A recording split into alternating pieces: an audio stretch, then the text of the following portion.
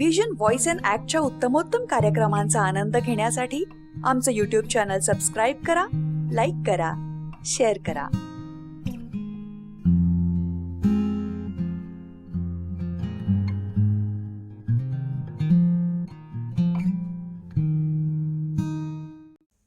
नमस्कार. नाटककार आणि कथाकार प्रभाकर लक्ष्मण मयेकर यांचा आज स्मृतिदिन 18 ऑगस्ट. या निमित्तानं त्यांच्या काही आठवणी जागवण्याचा आपण प्रयत्न करतोय. मित्रहो, मराठी नाट्यरसिकाला प्रभाकर लक्ष्मण मयेकर हे नाव काही नवीन नाही आहे. अनेक गाजलेल्या एकांकिका, अनेक गाजलेली नाटकं, उत्तमोत्तम नाटकं मयेकरांनी मराठी रंगभूमीला दिलेली आहेत. रक्तप्रपात, कळसूत्र, अब्दशब्द, श्रांत शांत, रावणायन, महाभारताचे उत्तर रामायण यासारख्या प्रचंड गाजलेल्या आणि उत्तम एकांकिका, होस्ट सारखी एक अप्रतिम एकांकिका, अशा गाजलेल्या उत्तम एकांकिका आणि रातराणी, तो परत आलाय, पाणगो इलो रे बा इलो, अनंत अवशिष्ट, अंदमान, तक्षक याग यासारखी प्रचंड गाजलेली नाटकं, रानबुलसारखं एक मराठी रंगभूमीला एक वेगळा आयाम देणारं एक नाटक, अशी अनेक उत्तमोत्तम नाटकं त्यांनी आपल्याला दिलेली आहेत. 18 ऑगस्ट या निमित्तानं आज आपण मयेकरांच्या काही आठवणी जागवणार आहोत. त्यांच्यासोबत काम केलेली मंडळी, त्यांच्या नाटकांमध्ये काम केलेली मंडळी, त्यांच्याबद्दल त्या बोलावंसं वाटणारी मंडळी, आज या ठिकाणी मयेकरांबद्दल काही बोलणार आहेत. खरं तर हे आठवणींचे सगळे व्हिडिओज आम्ही रातराणीच्या बरोबरीनंच गेल्या वर्षी आम्ही ऑनलाईन सादर करणार होतो, पण रातराणीच्याच धावपळीमध्ये अगदी शेवटच्या क्षणापर्यंत धावपळ चालू असल्यामुळे त्यावेळी हे शक्य झालं नाही. या निमित्तानं प्रभाकर लक्ष्मण मयेकर यांच्या आठवणी मित्र म्हणून, कलाकार म्हणून, नाटककार म्हणून, दिग्दर्शक म्हणून आज आपल्यासमोर येणार आहेत. आज या स्मृतिदिनाच्या निमित्तानं प्रभाकर लक्ष्मण मयेकर यांना भावपूर्ण आदरांजली.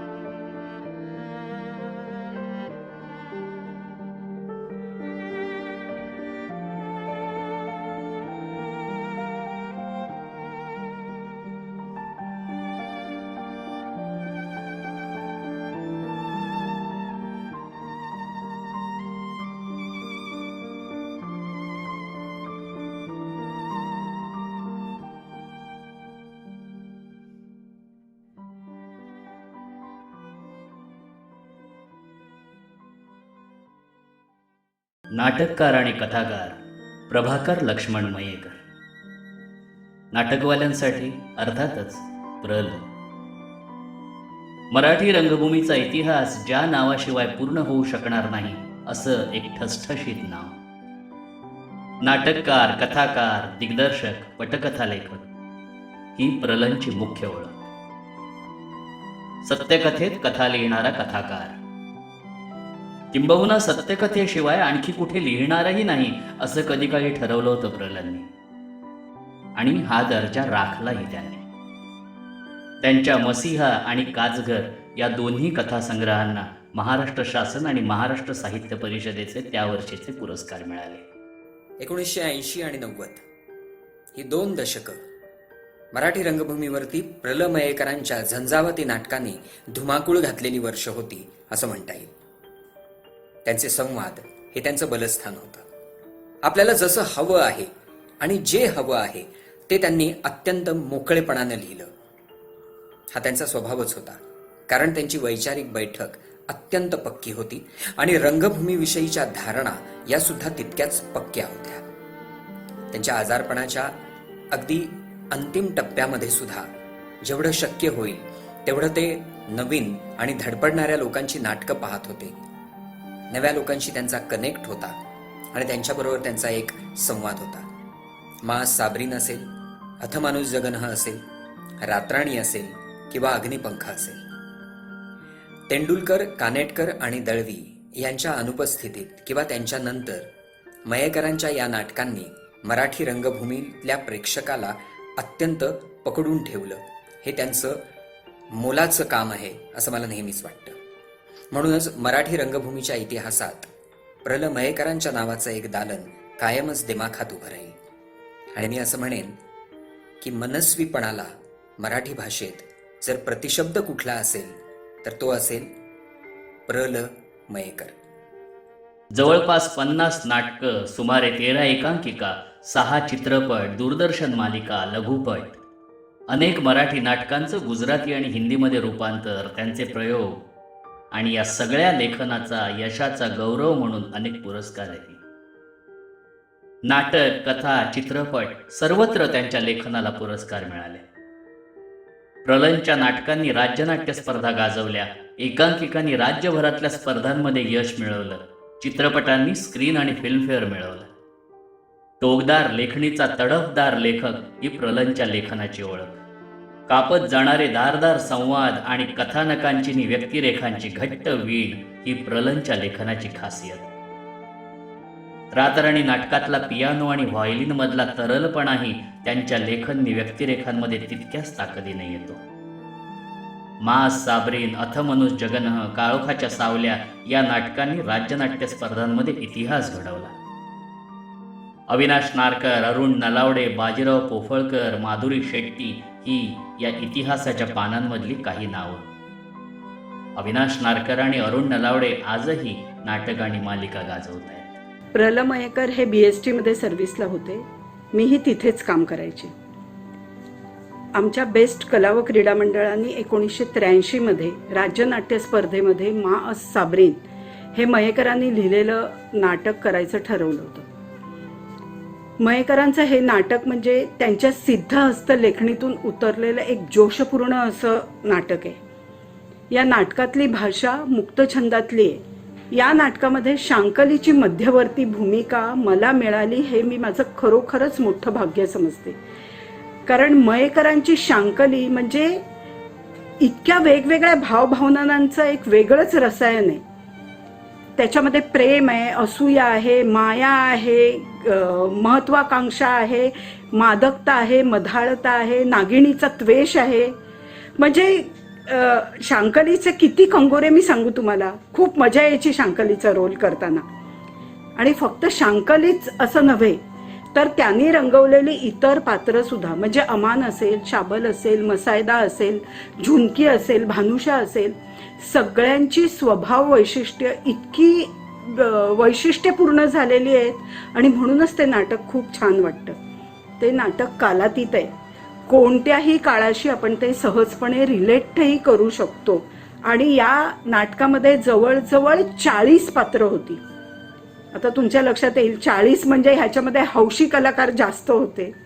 तर त्यामुळे पण नारायण घोसाळकरांनी सगळ्यांच्याकडनं अतिशय घोटून काम करून घेतलं आणि सगळ्यांचं एक सुरेख असं टीमवर्क बांधलं आणि त्या 40 जणांनी आपली कमाल दाखवली. आणि ते नाटक 23व्या महाराष्ट्र राज्य नाट्य महोत्सवामध्ये पहिलं आलं. मा साबरीन पहिलं आलं. मयेकरांच्या लेखनाचं चीज झालं. त्या वर्षी इतकी बक्षिसांची खैरात झाली आमच्यावरती.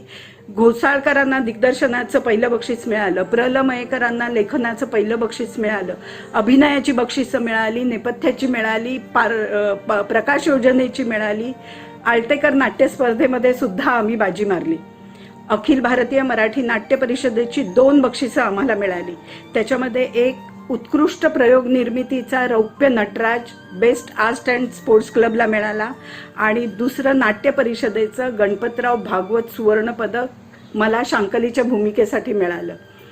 खरोखर खूप आनंद झाला या सगळ्याचा. आणि मयेकरांची मुख्य म्हणजे शाबासकीची आणि कौतुकाची थाप माझ्या पाठीवर पडली. त्याच्यामुळे माझं मन खरंच खूप भरून आलं. आता याच्या आधी तुम्हाला थोडीशी पार्श्वभूमी सांगते. ज्या वेळेला या नाटकाचं कास्टिंग ठरलं आणि माझी निवड घोसाळकरांनी शांकलीच्या रोलसाठी केली, तर ते मयेकरांना अजिबात पसंत पडलं नाही. ते पूर्णपणे नाराज होते आणि त्यांची नाराजी त्यांच्या बोलण्यातून वागण्यातून मला प्रत्येक वेळेला जाणवायची.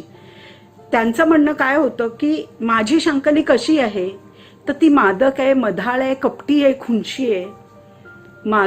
माधुरी एका पांढरपेशा घराण्यातली आहे, बाळभोत वळणाची आहे. माझ्या शांकलीचं शिवधनुष्य माधुरी कशी पेलू शकणार, हे त्यांचा मूळ मुद्दा होता. पण मी नंतर काय झालं, मला जसं कळायला लागलं ह्यांची नाराजी, तसं मला खूप भीती वाटायला लागली. की मला वाटलं अरे एवढा चांगला सुरेख रोल आता माझ्या हातातून निसटतोय की काय, कारण लेखकच नाराज असेल तर आपण काही करू नाही शकणार ना त्याला. पण नारायण घोसाळकरांनी खूप प्रॅक्टिस घेतली, मी पण जिद्दीने खूप मेहनत केली आणि परत आमच्या नाटकाला हे खूप मोठं घवघवीत यश मिळालं. म्हणून मला मयेकरांची जी थाप त्यांनी दिली होती, त्यांनी माझं मन खरोखर खूप भरून आलं. 1 जून 2015 रोजी मी रिटायर झाले. तर माझ्या निवृत्तीचा सोहळा माझ्या घराच्या टेरेसवरती ठेवलेला होता आणि त्याला मयेकर आवर्जून उपस्थित राहिले. मयेकर तेव्हाही आजारी होते, कारण त्याच्यानंतर 3 महिन्यांनीच त्यांचं निधन झालं. पण तरीही आवर्जून ते उपस्थित राहिले. विशाखानी म्हणजे मयेकरांच्या मुलींनी त्यांना सांगितलं की माधुरीचा सेवानिवृत्तीचा सोहळा आहे, तुम्ही तो चुकवू शकत नाही, तुम्हाला जायलाच हवं.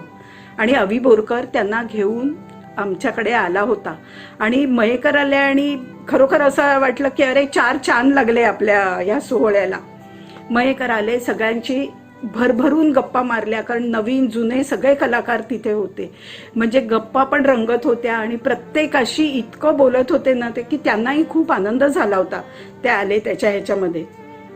नंतर मयेकर उठून उभे राहिले आणि मला म्हणाले, माधुरी आजपर्यंत माझी शांकली अनेक जणींनी साकार केलेली आहे, पण तू जी शांकलीची जी उंची गाठली होतीस ती उंची आजपर्यंत एकाही मुलीला गाठता आलेली नाही. मयेकरांनी जेव्हा हे शब्द बोलले ना, मी निशब्द झाले, माझा कंठ दाटून आला, माझे डोळे भरून आले. म्हणजे एक लेखक, जे मी 1983 मध्ये नाटक केलं होतं, ते आजही 2015 साली सुद्धा मी साकार केलेली शांकली त्या लेखकाच्या मनात तशीच जिवंत होती, हे बघून मी खरोखर स्तब्ध झाले. खरोखर मयेकर, मी तुम्हाला सांगते, तुम्हाला कल्पना नाही हे शब्द बोलून तुम्ही मला काय दिलं आहे. कारण खूप खूप मोठं ऐश्वर्य मला ह्याच्यामुळे मिळालं. म्हणजे मला मिळालेल्या सुवर्ण पदकापेक्षाही खूप मोठी दाद मला तुमच्याकडनं मिळाली आणि कायमस्वरूपी मिळाली. मी खरोखरच मनापासून तुमचे आभार मानते. 1986 साली भद्रकाली प्रोडक्शन तर्फे प्रल मयेकरांचं रातराणी हे नाटक आलं होतं. एक जबरदस्त परफॉर्मन्स झाला होता त्या नाटकाचा आणि काही खूप सारे प्रयोग पण झाले होते त्याचे. आज विजन तर्फे श्रीनिवास नार्वेकर त्याचं अभिवाचन करतायत. प्रल मयेकर यांच्या 18 ऑगस्टला जे पुण्यस्मरण आहे त्यानिमित्ताने अभिवाचन होणार आहे आणि खूप पुनःप्रत्ययाचा एक आनंद त्यानिमित्ताने मिळणार आहे. अभिवाचन जरी असलं तरी सुद्धा पार्श्वसंगीताचा वापर करण्याची एक अभिनव कल्पना श्रीनिवास नार्वेकरांची आहे. खरं तर प्रत्यक्ष त्यावेळेला जेव्हा स्क्रिप्ट मी ऐकली प्रल मयेकरांची, त्यावेळेला मला खूप इन्स्पायरिंग वाटलं असं की ह्याच्यामध्ये पार्श्वसंगीत करायला खूप स्कोप आहे. त्याच्या आधी मी माझ्याच नाटकांची पार्श्वसंगीत केली होती. सविता दामोदर परांजपेसाठी राजन तामाणे, शेखर तामाणे मला पहिल्यांदा दुसऱ्या एखाद्या दिग्दर्शकाच्या नाटकासाठी म्हणून राजन तामाणेच्या नाटकासाठी पार्श्वसंगीत द्यायला बोलवलं होतं. दॅट वॉज माय फर्स्ट, म्हणजे माझं पहिलं दुसऱ्यासाठी केलेलं ते नाटक. आणि त्यावेळेला मयेकरांना तेवढा कॉन्फिडन्स नव्हता मी ते करू शकेन की नाही.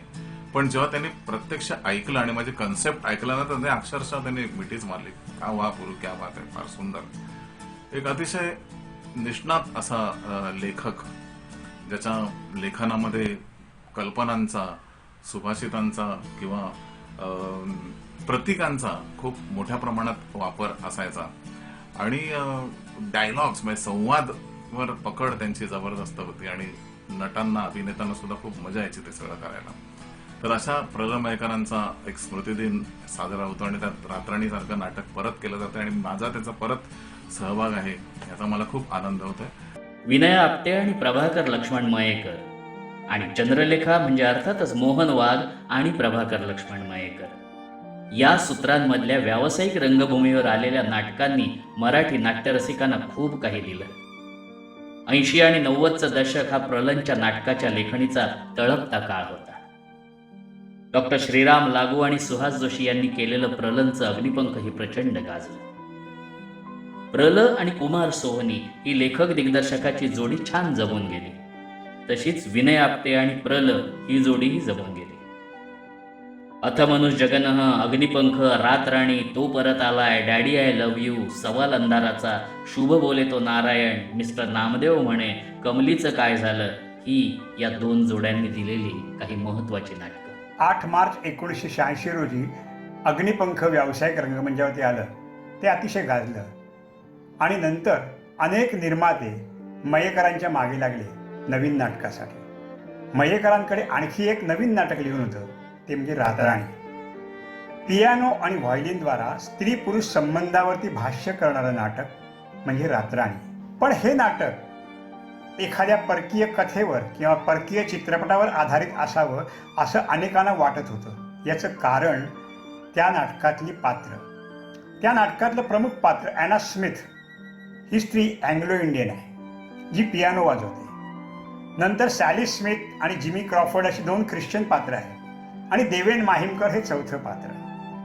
आता ही सर्व पात्र, पियानो आणि व्हायोलिन वाजवणारी पात्र मराठी रंगमंचावरती आलेली लोकांनी पाहिली नाहीत आणि निर्मात्यांनीही पाहिली नाहीत. त्यामुळे त्यांना असं वाटत होतं की एखादं हे परकीय भाषांतर असावं. पण तरीसुद्धा मयेकरांचं नाटक आहे म्हणून ते लोकांनी वाचायला विचारलं आणि मयेकरांनी एका निर्मात्याकडे हे वाचन केलं. ते नाटक वाचल्यानंतर त्याला ते खूप आवडलं. पण त्यांनी 2 अजब सूचना केल्या. त्याचं म्हणणं असं होतं की ॲना स्मिथचं नाव तुम्ही आशा करा आणि ॲना स्मिथ जी पियानो वाजवते त्याच्याऐवजी तिला हार्मोनियम वाजवायला सांगा. यानंतर मयेकरांना जे लोक ओळखतात त्यांच्या लक्षात आलं असेल की मयेकरांची रिॲक्शन काय असेल. मयेकरांनी ताबडतोब तिथून काढता पाय घेतला आणि आम्ही दुसऱ्या काही निर्मात्याकडे गेलो आणि ते म्हणजे मच्छिंद्र कांबळी. मच्छिंद्र कांबळीनं हे नाटक खूप आवडलं. मच्छिंद्र कांबळींनी त्यातली सॅलीची भूमिका करायचं ठरवलं कारण ती वेगळी भूमिका होती आणि मच्छिंद्र कांबळींना त्यांचा नेहमीचा विनोदी ट्रॅक सोडून काहीतरी वेगळं करायची इच्छा होती. आणि ॲना स्मिथच्या भूमिकेत अर्थात भक्ती बर्वे इनामदार हे ठरलं. मी दिग्दर्शित करायचं हेही ठरलं आणि त्या वर्षीच्या म्हणजे 1986च्या दसऱ्याच्या मुहूर्तावरती जाहिरात आली. भद्रकाली प्रोडक्शन्स सादर करीत आहे रातराणी. प्रमुख कलाकार भक्ती बर्वे इनामदार आणि मच्छिंद्र कांबळी. पण मच्छिंद्र कांबळी इतके व्यस्त होते की त्या डिसेंबरपर्यंत ते नाटक काही येऊ शकलं नाही. नंतर मग त्यांनी मी काम करत नाही असं सांगितल्यानंतर अरुण नलावडे हा आमचा हुकमाचा एक्का आम्ही घेतला. याचं कारण असं की अग्निपंख त्याच्या आधी अथमनुष जगन अशा दोन्ही नाटकातून अरुण नलावडेने अप्रतिम भूमिका केल्या होत्या आणि त्यातली सालीची अजरामर भूमिका अरुण नलावडेंनी केली. आणि 1 जानेवारीला तालमी सुरू झाल्या आणि 22 जानेवारी 1987 रोजी भद्रकाली प्रॉडक्शन्सतर्फे हे नाटक रंगमंचावरती आलं आणि त्यांनी त्या वर्षीची सर्व पारितोषिकं मिळवली. यातलं वैशिष्ट्य असं की रघुवीर तळाशीलकरांनी अप्रतिम नेपथ्य केलं होतं आणि या नाटकातला सगळ्यात मोठा ॲसेट म्हणजे ह्या नाटकातलं पार्श्वसंगीत आणि ते केलं होतं पुरुषोत्तम बेर्डे यांनी. हे अप्रतिम नाटक रंगमंचावरती आलं. फक्त ह्या नाटकाचा मयेकरांना फायदा झाला नाही. फायदा म्हणजे त्यांना एकही पारितोषिक मिळालं नाही, जी मला कायम खंत राहिलेली आहे. या नाटकाचं नंतर हिंदीमध्ये रूपांतर केलं रेशमघाट नावाने. ते हम प्रोडक्शनतर्फे केलं. त्यातही भक्ती बर्वे इनामदार आणि अरुण नलावडे होतेच. पण 2 हिंदी कलाकार घेतले, अली राजा नामदार आणि चांद उस्मान धर. याचं वैशिष्ट्य असं की हे नाटक पहिल्यांदा प्रोसिनेम आर्टच्या ऐवजी हे नाटक एरिना थिएटरमध्ये झालं, पृथ्वी थिएटरमध्ये झालं. म्हणजे तिन्ही बाजूनी प्रेक्षक असताना ठिकाणी झालं. आणि टाटा थिएटरमध्ये सुद्धा मुख्य सभागृहात हे नाटक सादर झालं. आणि मयेकरांचं माझ्या माहितीप्रमाणे हे एकमेव नाटक असं आहे की जे एरिना थिएटरमध्ये सादर केले गेलेलं आहे. या नाटकावरती नंतर मी सिनेमाही केला, रेशमघाट या नावाने मराठी आणि तुम्हारा इंतजार है या नावाने हिंदी.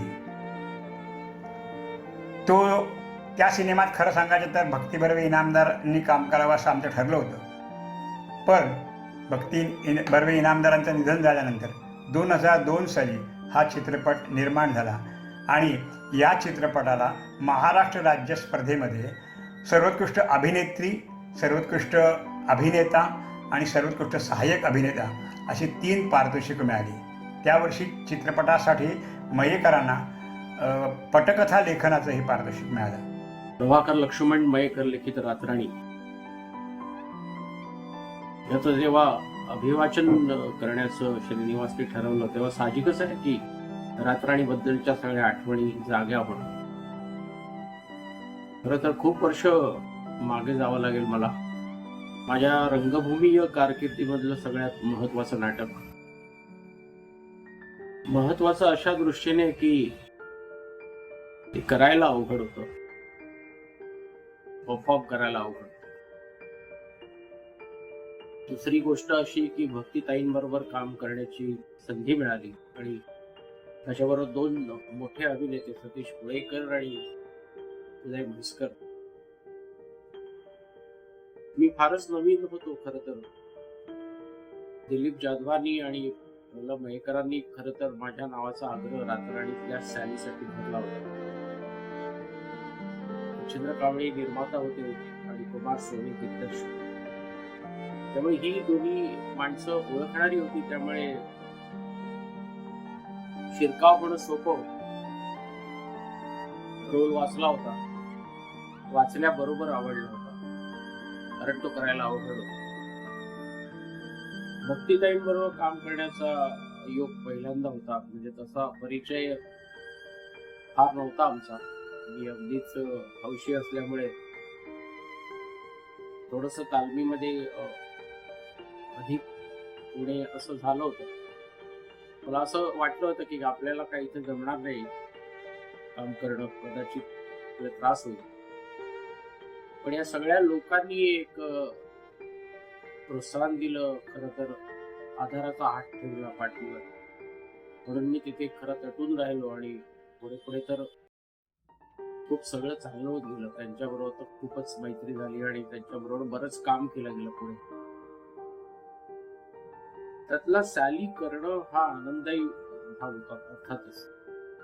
कारण त्याच्या जे एंट्रीज होत्या त्या नाटकातल्या सॅलीच्या, पुरुषोत्तम बेर्डेच्या संगीतानं खरं तर त्या सगळ्या एंट्रीनं आणि माझ्या एकत्र कामाला फार उठाव आला होता. संगीत विसरू शकत नाही. त्याच नाटकाचे पुढे आम्ही जवळजवळ शफी इनामदारांच्या संस्थेतर्फे 100-125 प्रयोग केले. पण मराठीत त्याचे 99 प्रयोग होऊन का थांबलं थोडं काय अजूनही मला उलगडलेलंच नाही. पण 99 प्रयोगामधला जो एक अनुभव होता त्या एकंदर सगळ्या नाटकाचा, एकंदर या सगळ्या मंडळीच्या परफॉर्मन्सचा तो अद्वितीय होता. मला असं वाटतं आताच्या काळातल्या प्रत्येक अभिनेत्याने रातराणी पाहिलं पाहिजे. आता आम्ही वाचन करणार आहोत तेव्हा ऐकलंही पाहिजे. म्हणजे इतकं ते अभ्यासाचं नाटक आहे. खरं तर त्या व्यक्तिरेखेची खासियत अशी होती की त्याची दहशत तयार व्हायची त्या अख्ख्या नाटकामध्ये की हा माणूस कुठून येईल, हा कधी येईल, हा आला की काय करेल, अशी एक भीतीचं वातावरण त्या अख्ख्या नाटकामध्ये पसरलेलं होतं. ते प्रचंड प्रभावी झालं होतं.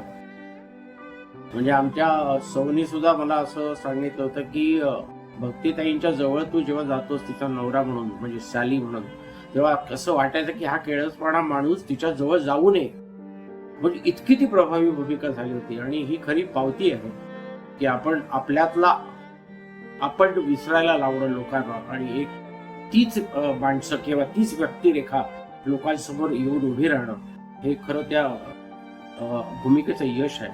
आणि याच्या सगळ्याच गोष्टी आल्या. मयेकरांचं लिखाण आलं, पुरुषोत्तम बेर्डेचं संगीत आलं, कुमार सोनेची, उमेश मळिकांची प्रकाश योजना आली, निर्मिती आली, रघुवीर तळाशीलकरांचं देखणं नेपथ्य आलं. ही सगळी मोठी माणसं त्यावेळेला या रातराणीच्या बरोबर होती.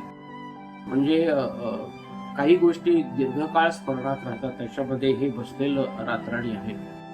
त्याच्यावर नंतर सिनेमा सुद्धा केला, त्याच्यामध्ये सुद्धा मला तीच भूमिका मिळाली. आणि पुन्हा हिंदीमध्ये 100-125 प्रयोग केले, तेव्हा सुद्धा मला ती भूमिका मिळाली. आणि ज्या वेळेला त्या एकाच नाटकाचे 3 भाषेमध्ये प्रयोग केले, त्याच्यामध्ये सुद्धा मला काम करण्याची संधी मिळाली. जो प्रयोग पु ल देशपांडेंनी पाहिला होता आणि 3-in-1 आईस्क्रीमचा आनंद देणारी कलाकृती असं त्याचं वर्णन केलं होतं, इतकं ते भेदक होतं. भक्तिताईंची भूमिका तर सगळ्यात अवघड आहे. आत्ताच्या अभिनेत्रींनी ती करून बघितली पाहिजे असं मला वाटतं. म्हणजे खरी कसोटी लागेल, आपण किती कॅपॅसिटीचे आहोत हे त्यातून कळेल. रातराणीबद्दल बोलायचं सांगितल्यानंतर की तेवढा त्या दिवसांसाठी मी मागे गेलो. कारण काय आहे, रातराणी करायची संधी मला मिळाली त्यावेळेला मी तिथे व्यवस्थापक म्हणून काम करत होतो. प्रल्हाद मयेकरांचं हे नाटक म्हणजे मास्टरपीस झालं होतं असं मला वाटतं. आणि तो अनुभव मला त्या निमित्ताने घेता आला. मयेकरांचा माझा चांगला सहवास त्या नाटकाच्या निमित्ताने झाला. आणि मग मी त्यांच्या मागे लागलो की मला एखादं नाटक लिहून द्या, मला व्यावसायिक रंगभूमीवर नाटक प्रोड्यूस करायचं आहे. ते म्हणाले की आहे माझ्याकडे एक नाटक लिहिलेलं, फक्त अट माझी एकच आहे की तू विनय आपटेला घेऊन करणार असतील तर मी तुला ते नाटक देतो. तर मी म्हटलं हा थोडासा मी जरा अचंबित झालो. काय म्हटलं ठीक आहे, विनय आपटेला घेऊन करायचं आहे, विनय आपटेसाठीच मी रोल लिहिलाय वगैरे. कारण ते नाटक वाचल्यानंतर ऐकल्यानंतर मला कळलं की अरे हो, खरोखरच हा रोल विनयचा आहे. आणि मग ते नाटक उभं करेपर्यंत जी प्रल्हाद मयेकरांची जी साथ होती माझ्या बरोबर, कारण त्याच्यात फिरता रंगमंच सगळ्याच गोष्टी होत्या. इथून तिथे जाणार, पहिल्यांदी तो या सीन मधून त्या सीन मध्ये जाणारा हिरो रंगभूमीवर दाखवला गेला. ते नाटक म्हणजे रानबूल. त्या नाटकाला त्या वर्षीचा मास्टर दत्ताराम स्मृती पुरस्कार पण मिळाला होता. तर अशा प्रकारचे लेखक म्हणजे मयेकर असतील, अशोक पाटोळे असतील, अभिराम मडकमकर असेल, प्रशांत दळवी असतील, राजेश देशपांडे असेल, अशा काही लोकांबरोबर मला परत नाटकं करण्याची संधी मिळाली. त्यांनी ती संधी मला उपलब्ध करून दिली. कारण जिथे आपलं ट्युनिंग जुळतं तिथे आपण हक्काने एखाद्या लेखकाशी बोलू शकतो. कारण तसंच होतं. म्हणजे प्रल्हाद मयेकर काय किंवा अशोक पाटोळे काय, प्रशांत दळवी काय, हे लोक म्हणजे मी जर मागे लागलो ना तर मग त्यांना खरोखरच वाटायचं अरे नाही याला खरंच नाटक लिहून आवडेल. कारण मी कुठलंही नाटक करताना ते असं अर्धवट हाफ हार्टेड काय करत नाही. पण रातराणीचा माझा अनुभव खूपच विलक्षण होता. म्हणजे ह्या सगळ्यांची कामं आणि एकंदरीत प्रोडक्शन आणि त्याचा होणारा प्रयोग याचं मिलाप जर तुम्ही केला तर अगदी 100 ते 100 मार्क मिळतील असं ते नाटक झालं होतं. रातराणीचे प्रयोग फार कमी झाले, पण जे प्रयोग झाले त्याला तोड नाही. प्रल्हाद मयेकर हे नव्या लेखकांना, कलाकारांना हात आणि साथ देऊन चालणाऱ्यांमधले होते. अनेकांना त्यांनी हात धरून पुढे आणलं, त्यांच्यावर विश्वास टाकला. अनेक नवीन रंगकर्मींना प्रल्हादनी आपल्याकडून जेवढं काही देता येईल तेवढं अगदी हातचं काहीही राखून न ठेवता दिलं. नव्यांसाठी प्रल्हाद हा एक फार मोठा आधार होता. नाटककार, कथाकार, दिग्दर्शक या पलीकडेही एक मित्र म्हणूनही प्रल्हादनी आपल्या मित्रपरिवाराला खूप काही दिलं. चित्रपटातल्या 2 महत्त्वाच्या पात्रांची चित्रपटाच्या सुरुवातीला भेट व्हावी, त्यांच्यात खटका उडावा, आणि नंतर त्यांचे सूर जुळावेत असा जो एक ड्रॅमॅटिक प्रसंग असतो, तशी माझी आणि प्र.ल. मयेकरांची भेट झाली. रत्नागिरीची एक एकांकिका स्पर्धा होती. त्या दरम्यानच्या राज्यनाट्य स्पर्धा, विविध एकांकिका स्पर्धा यातून काही वादंग झाले होते. परीक्षकांविषयी काही आक्षेप घेतले गेले होते. त्यामुळे समस्त रंगकर्मी नाराज होते आणि त्या स्पर्धेच्या उद्घाटनपर भाषणामध्ये स्पर्धकांच्या वतीने बोलताना मी माझ्या स्वभावाला धरून थेटपणे बोलून गेलो की रंगकर्मींकडून जशी रंगभूमीप्रती निष्ठा त्यांनी बाळगावी, ठेवावी अशी अपेक्षा बाळगली जाते, तसंच परीक्षकांना सुद्धा काही आचारसंहिता हवी. त्यांनी संपूर्ण स्पर्धा व्यवस्थित न झोपता पाहायला हवी. त्यांनी मध्येच एखादा परफॉर्मन्स सोडून निघून जाता कामा नये. त्यांना त्यांचे जे रिझल्ट आहेत ते काही त्यात एक लॉजिक हवं वगैरे वगैरे मी बोलून गेलो. उद्घाटनपर भाषणामध्ये प्र.ल.नी यावर एक मोठा आसूड ओढला. ते प्रचंड संतापले होते. ते असं म्हणाले की ज्यांना स्वतःविषयी एवढा कॉन्फिडन्स आहे त्यांनी इथे थांबूच नये. त्यांनी मुंबईच्या महासागरामध्ये उडी टाकावी आणि स्वतःला सिद्ध करावं. त्यांनी इथे थांबण्याची काही गरजच नाही आहे. त्यांचा संताप, त्यांचा उपहास, उपरोध सगळा मला कळला होता, पण मी शांत राहिलो. पुढे 4 दिवस एकांकिका स्पर्धा संपन्न झाली आणि योगायोगाने प्र.ल. रत्नागिरीतच त्यावेळी आलेले होते. त्यावेळी ते रत्नागिरीला शिफ्ट झाले नव्हते, काही कामानिमित्त रत्नागिरीला आले होते. त्यामुळे ते बक्षीस समारंभाला देखील उपस्थित होते आणि स्पर्धेच्या निकालात नंबरात आलेल्या 3 एकांकिकांपैकी पहिल्या 2 एकांकिका माझ्या होत्या, मी लिहिलेल्या होत्या. त्यापैकी एका एकांकिकेचं दिग्दर्शनही मी केलं होतं, त्यात अभिनयही केला होता. त्यावेळी पारितोषिके देताना प्र.ल.ना कळलं की जो माणूस उद्घाटनाच्या भाषणामध्ये स्पर्धकांच्या वतीने बोलताना परीक्षकांविषयी काही बोलून गेला होता, तो काही अगदीच टाकाऊ नाही आहे, त्याच्याकडे काहीतरी टॅलेंट नक्की आहे. तिथून आमचे सूर जुळले, आमचं गोत्र जुळलं. त्यांचा थेटपणा, माझा थेटपणा जुळून आला. मग काही दिवसानंतर आपली बेस्टमधली नोकरी संपल्यानंतर ते रत्नागिरीमध्ये स्थायिकही झाले आणि आम्हा रत्नागिरीकर रंगकर्मींच्या दृष्टीने हा सुवर्णकाळ होता. कारण एका मोठ्या नामवंत नाटककाराला ॲक्सेस करणं आमच्या सर्वांच्या दृष्टीने खूप सोपं झालं. कुठल्याही प्रकारची अडचण असली तरी त्यांच्याकडे एवढा दीर्घ आणि व्यापक असा अनुभव होता की आम्हा रंगकर्मींकरता ते एक गॉडफादर झाले. आणि मग तिथून पुढे आमचे सगळ्यांचेच त्यांच्याशी स्नेहसंबंध जुळले. माझ्यावर तर त्यांचं विशेष प्रेम होतं. पुढच्या अनेक स्पर्धांमध्ये, अनेक जाहीर कार्यक्रमांमध्ये माझ्या लेखनाविषयी, अभिनयाविषयी, दिग्दर्शकीय कौशल्याविषयी ते नेहमीच कौतुकाने बोलत, प्रोत्साहन देत. ते नेहमी आम्हाला सांगत की तुम्हाला 1 पुस्तक लिहायचं असेल तर 100 पुस्तकं वाचली पाहिजेत. त्यामुळे एका पिसाने मोर व्हायला जाऊ नका, खूप वाचा, मग थोडंसं लिहा, तर काहीतरी त्यातून अर्थघन असं निघू शकेल. त्यामुळे हा त्यांचा सल्ला आम्हाला नेहमीच उपयोगी ठरला. त्यांची शैली खूप सिनेमॅटिक होती. त्यांची अनेक नाटकं अनेक संस्थांनी, व्यावसायिक आणि हौशी संस्थांनी महाराष्ट्रावर त्याचे प्रयोग झाले. मी स्वतः त्यांचं दीपस्तंभ केलं होतं. तर खूप खटकेबाज संवाद, अलंकारिक भाषा असली तरी ती सामान्य जनांपासून दूर जाणारी, सामान्य प्रेक्षकापासून दूर जाणारी अशी कधीही नव्हती. आणि एक सिनेमॅटिक हाताळणी प्रसंगांची असायची. त्यामुळे एखादी फिल्मच बघतोय की काय आपण असं वाटायचं आणि त्या सगळ्याला एक प्रचंड वेग असायचा. त्यामुळे मला वाटतं या मयेकरी शैलीचा कुठेतरी प्रभाव आमच्या पिढीतल्या नाटककारांवर आणि ते परफॉर्मन्स करणाऱ्या अभिनेत्यांवर सुद्धा झालेला आढळतो. प्र.ल. सोबत असले की एक खात्री असायची की आत्ता आपण जे एकत्र जमलो आहोत त्यातून सगळ्यांच्या कल्याणाचं, कलेच्या कल्याणाचं, समाजाच्या कल्याणाचं असं काहीतरी निघेल. इतर सामान्य माणसांप्रमाणेच त्यांनाही, जरी ते अतिशय प्रतिभावान नाटककार असले तरीही इतर सामान्य माणसाप्रमाणे त्यांनाही प्रापंचिक अडचणी होत्या, समस्यांचे डोंगर होते. पण त्याचं ओझं त्यांनी कधी आपल्या डोक्यावर आहे हे समोरच्या माणसाला जाणवू दिलं नाही. त्यांच्याकडे कधीही गेलं तरी सुहास्य मुद्रेने स्वागत व्हायचं. आपल्या प्रश्नाविषयी, तू काय करतोयस, नवीन काय लिहितोयस, याविषयी चर्चा व्हायची. आणि म्हणजे मला हा त्यांचा एक मोठा गुण वाटतो की अदरवाईज मोठा माणूस सांगू शकतो नाही मी आत्ता बिझी आहे, माझी अशी अडचण आहे, मी अवेलेबल नाही आहे. पण हे प्र.ल.च्या बाबतीत कधीच झालं नाही.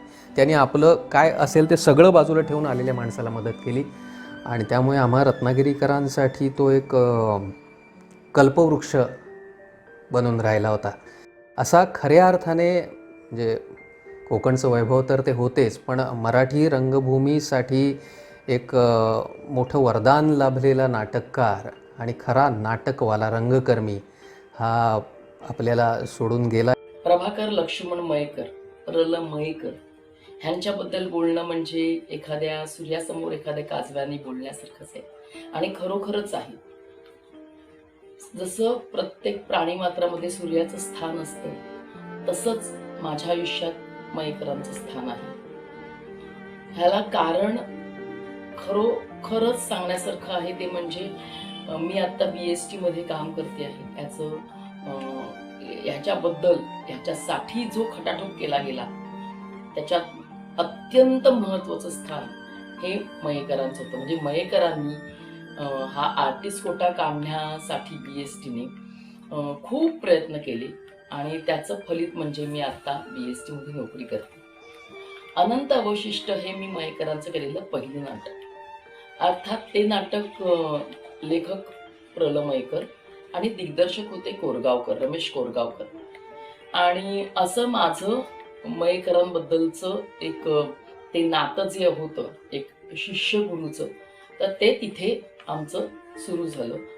ह्याच्यानंतर ह्या नाटकासाठी मला महाराष्ट्र शासनाचं मेडल मिळालं, ज्या मेडलवर मला नोकरी मिळाली. त्याच्यानंतर अनंत अवशिष्टानंतर अंदमान हे नाटक केलं गेलं. अंदमानची स्टोरी मला सांगायला नक्की आवडेल की मी जेव्हा BST मध्ये नव्हते तेव्हा मयेकरांनी एका इंटरव्ह्यूमध्ये सांगितलं की माझी एका नाटकाची 14 पानं लिहिलेली आहेत आणि माधवी जुवेकर जेव्हा BST मध्ये येईल तेव्हा मी तिला घेऊन हे नाटक करेन. आणि मला सांगायला अत्यंत आनंद वाटतोय की मयेकरांनी माझं पहिलं वर्ष BST मधलं आणि अनंत अवशिष्ट नाटक पूर्ण केलं. त्याच्यात आणखीन सांगण्यासारखा एक गुण म्हणू शकत नाही आपण, त्याच्या म्हणतो ना आपण एक प्रतिभा, ती अशी होती की त्या नाटकामध्ये फक्त 7 कॅरेक्टर्स होती, पण 7ही कॅरेक्टर्स महत्वाची होती. आणि कोण कुठलं काम करणार, कोण कुठला रोल करणार त्याप्रमाणे त्या अनुषंगाने नाटक लिहिलं गेलं. म्हणजे एखाद्या व्यक्तीला डोळ्यासमोर ठेवून नाटक लिहिणं वेगळं आणि 7ही पात्र डोळ्यासमोर ठेवून त्या अनुषंगाने नाटक लिहिणं वेगळं.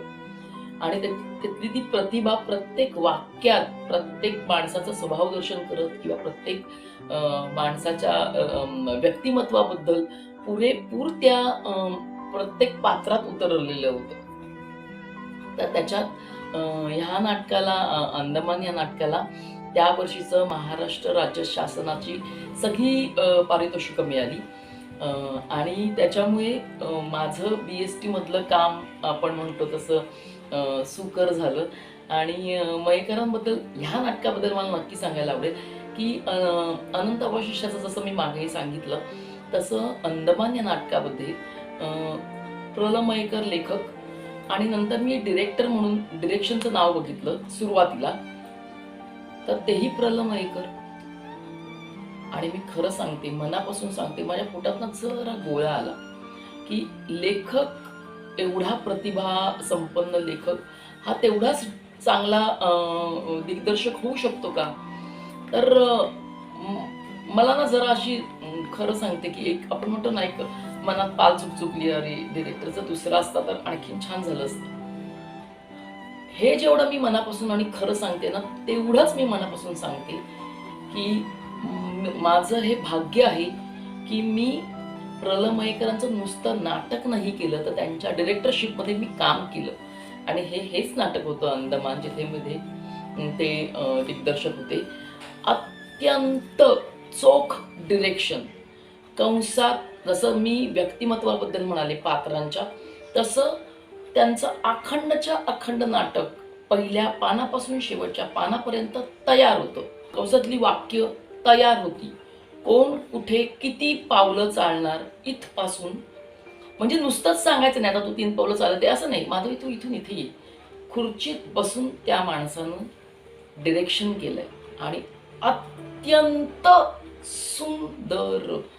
आणि मला ज्या वेळेला पडदा उघडायच्या आधी आपण 5 मिनिटं रंगभूमीचं मनन करतो, आपल्या कुलस्वामिनीचं मनन करतो, तसं एक मी त्यावेळेला अगदी खूप मनापासून सांगितलं की जशी माझ्या मनात पाल चुकचुकली होती, ती पाल त्या क्षणी आपण म्हणतो ना की मी अत्यंत देवाचे आभार मानले की देवा बरं झालं हे नाटक ज्या लेखकाचं आहे त्या लेखकाच्या हातीच पडलंय आणि त्यांनी त्या गोष्टीला ॲज अ डिरेक्टर म्हणून चोख मान दिलेला आहे, योग्य न्याय दिलेला आहे. तर मयेकर हे खरंच म्हणजे ह्याच्या पलीकडे मी बोलणं म्हणजे काहीच अर्थ नाही, पण खूप म्हणजे खूपच. आणि असंख्य बाकीची त्यांची नाटकं मी एकांकिका ह्या केल्याच, पण ही 2 नाटकं माझ्या आयुष्यभर स्मरणात राहतील. प्रभाकर लक्ष्मण मयेकर म्हणजे प्र. ल. मयेकर यांचा माझा तसा परिचय बेस्टमध्ये, कारण तेही बेस्टमध्ये सर्व्हिसला होते, मी पण बेस्टमध्ये होतो. बेस्टच्या कला विभागात ते जास्त कार्यरत होते, कारण बेस्टने त्यांची अनेक नाटकं राज्यनाट्य स्पर्धेत सादर केलेली होती. त्यामुळे बेस्टचं नाटक म्हणजे प्रल असं एक समीकरण झालं होतं त्या काळात. आणि मीही कलाकार असल्यामुळे मला त्यांच्याविषयी खूप जाणून घ्यायचं होतं, कारण त्यांचा माझा तसा परिचय नव्हता. पण ह्या लेखन स्पर्धेच्या निमित्तानं त्यांचं एकांकिका पहिली आली आणि मला उत्तेजन मिळालं. त्याचा बक्षीस समारंभाला मी गेलो असताना मी म्हटलं को प्रभाकर लक्ष्मण मयेकर ज्यांचा पहिला नंबर आला ते कुठे आहेत, कोण आहेत? आणि मग माझ्या एका मित्राने अविनाश बोरकर यांनी त्यांचा माझा परिचय करून दिला.